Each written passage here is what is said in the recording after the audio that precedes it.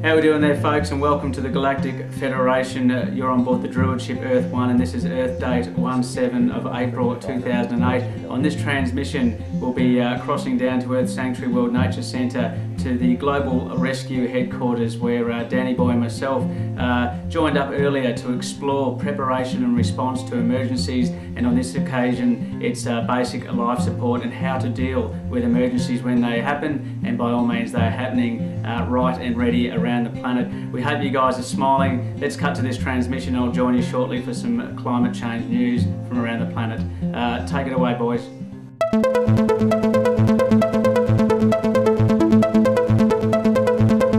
One obvious factor in dealing with any event, particularly an emergency, is the human reaction to it, and it's a human reaction to overreact often to an event.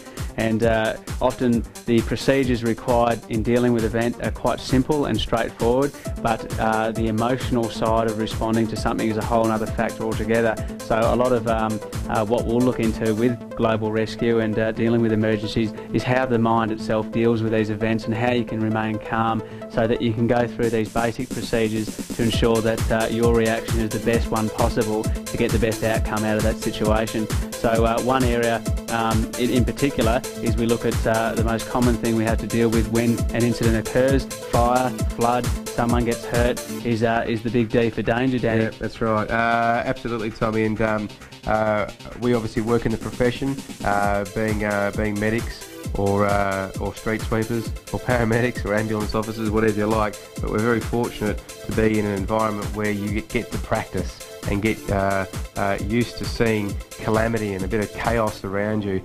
You really need to be that calm in the storm, so you can obviously operate at your best ability.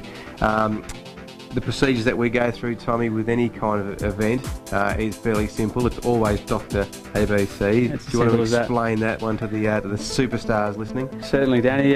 We are D for danger. It's a pretty simple thing, really. We look around and assess the scene and consider, has the scene actually finished? We might see some people injured. We might walk into an area where there might be a car accident, something's fallen. But before we actually go and attend and give first aid to another human being, we have to protect ourselves and make sure that we don't become another casualty in itself. So looking at D for danger, we need to consider where we are, what the hell has just happened, and is there a likelihood of more dangers on the scene that we have to deal with before we can adequately deal with the first aid given to any person. This can be as simple as we're in a room right now, have power lines fallen down, is there a chemical spill, is there a foul odour beyond the person you're sitting next to in the room that could give you some suspicion about the reason for someone's poor health. It goes on, but it requires an awareness and an attention to what the situation actually is. Absolutely, Tommy. D for danger. It's pretty straightforward, isn't it? And just clarifying that just once more, there is already one patient in the scene. There's no point making another one. You cannot assist that person, obviously, if you go down as well. So it is very, very important to understand the D. Even people in our industry, we see paramedics walking into scenes, Tommy, and not even addressing D. So it is something that everyone really has to focus on. Now, the next one, Tommy, is R. Response. Right. Okay, right.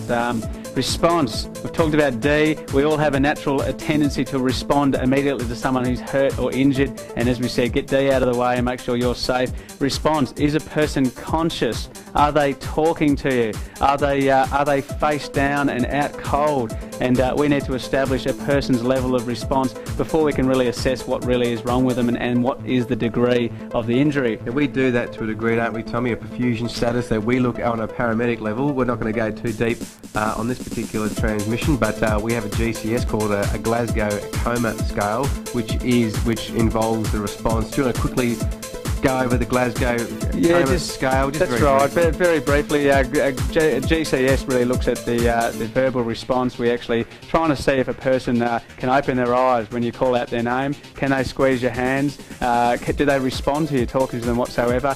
Are they physical? Do they have neurological movements in their body? Are they able to lift their hands, move their feet? These are all factors which determine the state of a person, and we need to find out very early what is the state. Are they able to converse with you? Are they able to move? This will tell you whether there's a head injury, whether there's been a bad bleed in the body, lots of things that could happen. So it's as simple in dealing with response is to go up to the person and say hello, are you okay? Tell them your name and try and ask them what their name is. That's a good way of finding out firstly what their name is, and secondly whether they're actually don't have a head injury, which is making it difficult to even know who they are or where they are. That's exactly right, Tommy. So just quickly, briefly, Tommy has discussed eye movement there, verbal response, and any motor neuron response that they may have. And just by understanding and getting an understanding of where they're at, gives you a good understanding of where their consciousness lies. Now, it could get worse than that. If there is no response, we go to A. This is where we had doctor being DR, then we've got the ABC. Okay, so doctor, ABC. So we've checked the danger, we've just checked the response. There is no response, we move into A. Right, good old A. This is airway. This is the very thing which keeps us going, which we talk about perfusion. Oxygen is number one. How long does it take? 3 minutes, or probably 2 minutes without oxygen to the brain, and it's kaput all over Rover. So if there is a disturbance, an insult to the body, and it has stopped airway, air, oxygen getting into the lungs, the person's not breathing, therefore the brain's not getting oxygen, the body's getting starved, and this is where we start going into a downward spiral in terms of the person's health. So our priority is to check, are they breathing? Is their chest rising? Is it going up and down? Can we hear sounds when we put our head next to their mouth and actually hear breath go in and out? Are we getting any signs of that? That's right. So airway, make sure their airway is clear, essentially. Make sure there's nothing lodged in the airway. If that's clear, then we can move on and make sure this person's going to get some vital breaths in there, and more importantly, get some compressions going if their heart's actually stopped. So again, D for danger, R response, see where they're at. If there is no response, make sure the airway is clear, which is your A. Then B, as you just checked then, Tommy, you're breathing. Make sure there's see if there's any intercostal muscle movement here, rise and fall of the chest, and as you said, bring your face down close to their mouth and see if you can get any breath. If there is no breathing, then you check the circulation here, which is your C in your Dr. ABC. So there you go, guys. It's a very, very brief outlook on Dr. ABC, which is our basic life support, and whatever you can do, first aid training is essential in this wide world that we live in, particularly with a moment of climate change and climate abnormalities around us. It's very, very important to get yourself sorted out. As medics, it takes us a little while to get to you, but you're on the scene, and if it's your family that are involved in the incident, you want to know your stuff, because I can guarantee you'll be living with the guilt for a long time. Alright guys, this is Global Rescue. We're looking at basic life support and the basic strategies that you can look at to be prepared in the event of any sort of hiccup. So next transmission we'll be looking at some more evolutionary understandings in this topic, so we'll see you then. Fantastic. Wonderful effort there, gentlemen. Well done there, Danny, and that's a wonderful insight into preparation and response to dealing with emergencies, and Global Rescue is set up to help the people on the planet Earth deal with the exacerbation of climatic events and social unrest which is occurring. For some climate change news from around the planet, first we'll look at the concerns of the volcanic activity occurring in Indonesia, and one of the largest volcanoes there is active and just 51 kilometres from a population of nearly 3 million people, and concerns are now raised of the potential for a mass migration. Further news looks at, again, Indonesia, an earthquake on a magnitude of 5, this time occurring in Sumatra. Further large-scale quakes occurred on the Aleutian Islands near Alaska, a 6.5 magnitude.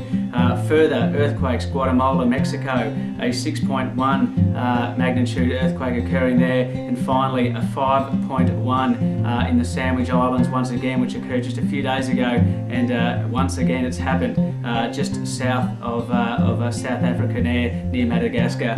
Further news looks at our planetary alignments. At this point we are in the zodiac period of Aries, in which Mercury, Venus and the Sun are in the constellation of Aries, the great constellation of Lord Buggy himself, the superstar. who's travelling in the outskirts of space as we speak, dealing with the balance of the galaxies. We hope you guys enjoyed this transmission, and we'll catch you later on tomorrow.